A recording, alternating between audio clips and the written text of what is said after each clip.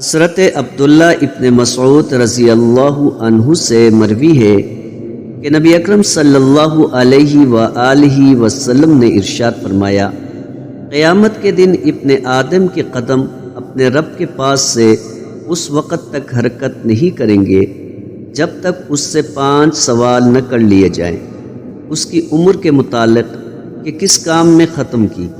اس کی جوانی کے متعلق کہ کس کام میں بوسیدہ کی، اس کے مال کے متعلق کہ کہاں سے کمایا، کہاں خرچ کیا، اور جتنا علم تھا اس پر کتنا عمل کیا۔ حضرت حذیفہ رضی اللہ عنہ سے روایت ہے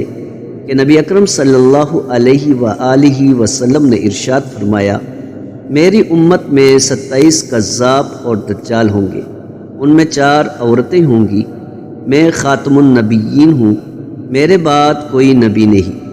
حضرت عبداللہ بن بریدہ رضی اللہ عنہ اپنے والد سے مرفوعاً بیان کرتے ہیں کہ جب کوئی قوم عہد توڑتی ہے تو ان میں قتل عام ہو جاتا ہے، جب کسی قوم میں فحاشی عام ہو جاتی ہے